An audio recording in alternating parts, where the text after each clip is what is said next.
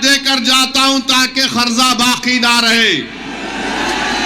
भारत का हर घर जहां पर मूसा और हुसैन के मानने वाले हैं वो मेरा घर है, मैं उस घर का फर्द हूं। तो मुस्तफाबाद मेरा था, है और रहेगा। तुमको बोलना पड़ेगा कि फिरौन कौन है। मैं तो कह रहा हूं कि फिरौन कौन है बता के जा रहा हूं।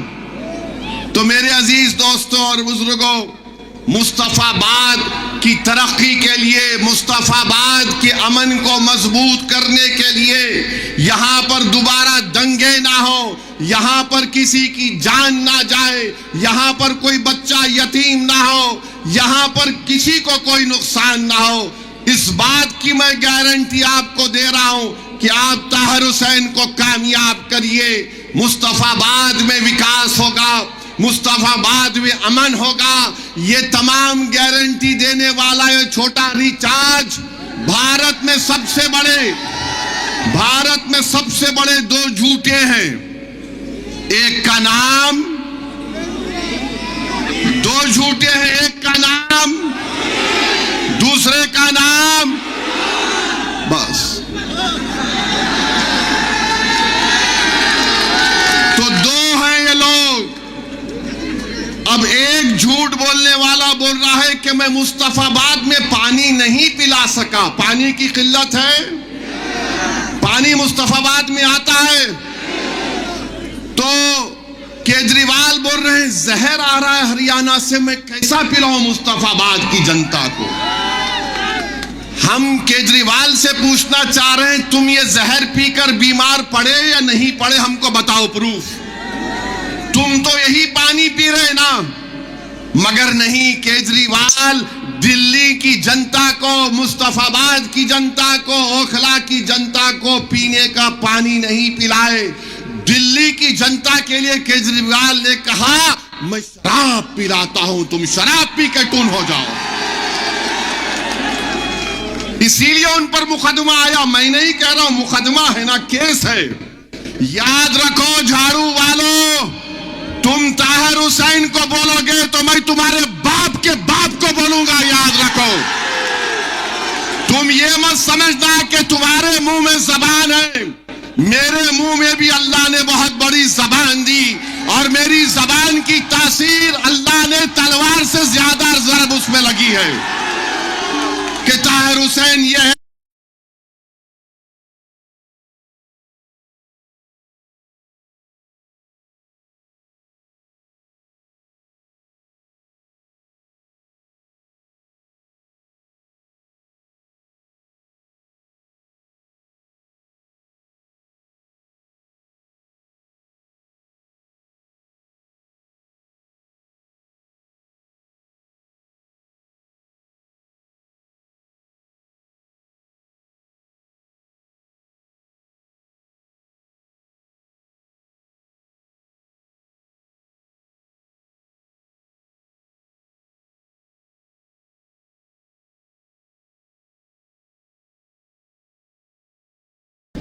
इस बच्चे को अपनी बाप से मिलाने के लिए, एक बेटे को अपने बाप से लपेटकर रोने के लिए, एक बाप को अपने बेटे और बेटी के सर पर शफकत का हाथ रखने के लिए, एक ज़ईफ बाप को अपनी जिंदगी के जो आखिरी सांसें गुजार रहा है, जिसकी हर एक ख्वाहिश ये थी कि मेरी आंख बंद होने से पहले मैं अपने बेटे को देख लूं।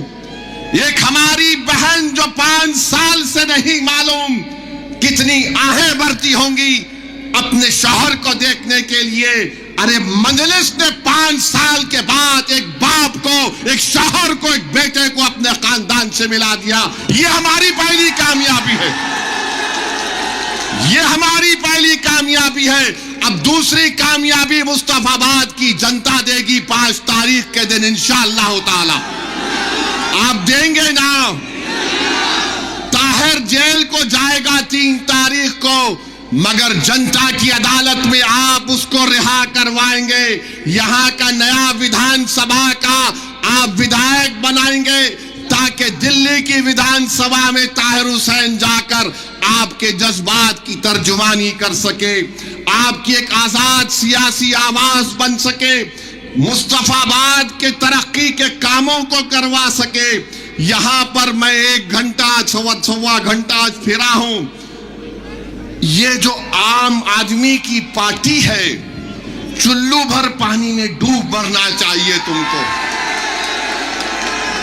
कि तुम रास्ते में हर जगह पर कचरे के अंबार, गंदगी, हमारी सिक्योरिटी टीम के लोग, मेरे पार्टी के लोग बोले सर जरा देख के चलिए, खड्डा है इतना बड़ा।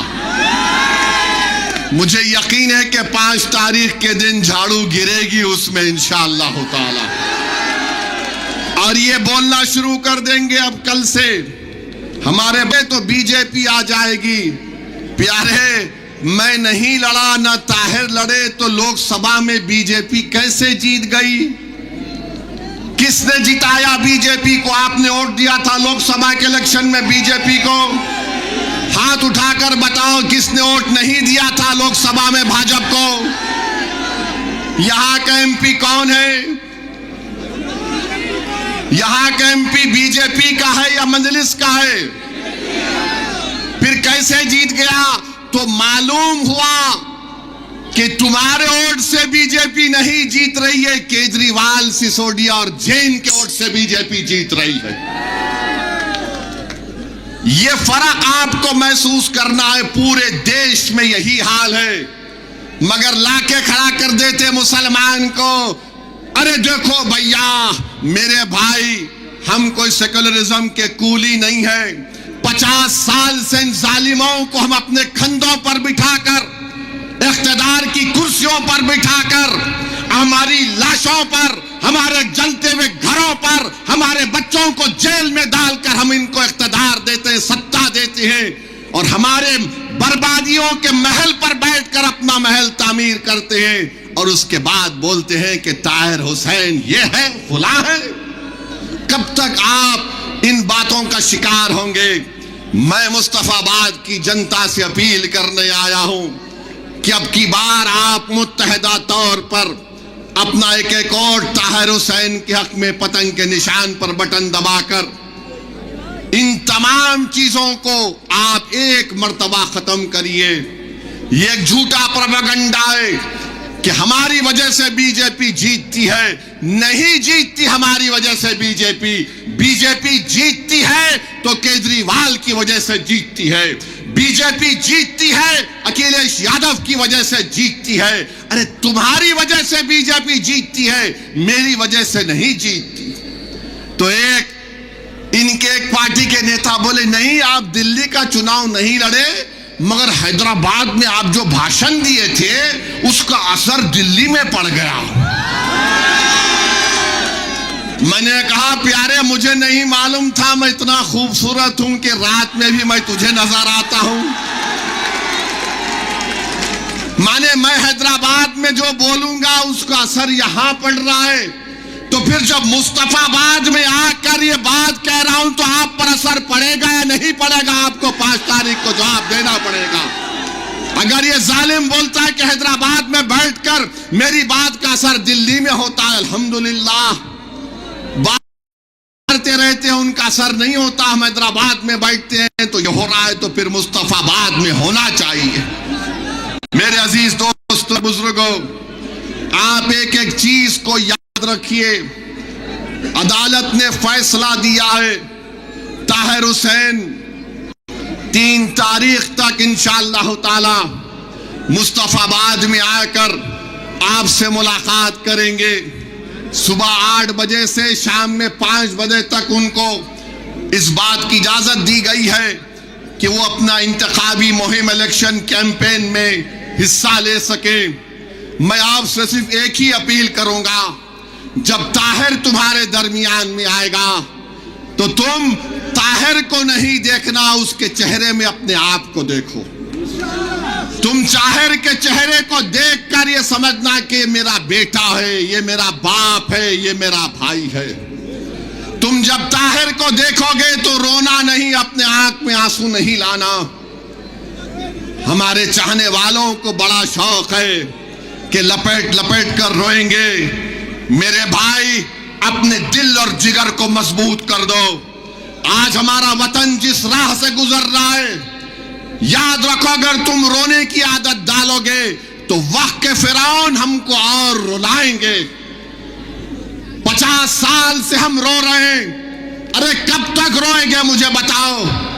अब ये वक्त आया है, तुम्हारे सामने एक दीवाना खड़ा है। अगर तुम मेरे इस बात को, मेरे पैगाम को समझोगे तो आइंदा 50 साल तक हम उनको रुलाएंगे जिन्होंने हमको रुलाया था। हम 50 साल तक उनकी आंख में आंसू आएंगे जिन्होंने हमारे फसादात करवा कर हमारे बच्चों को जेल में डालकर उनकी जवानियों को बर्बाद कर दिया। अगर तुम मुत्तहिद होकर ताहिर को कामयाब करोगे तो तुम देखना, जब नतीजा आएगा तो 2 लोग बैठकर अपनी आंख में आंसू लाकर बोलेंगे, जरा हैंकरचीफ लाओ, आंख में आंसू आ गए। वो 2 लोग कौन होंगे?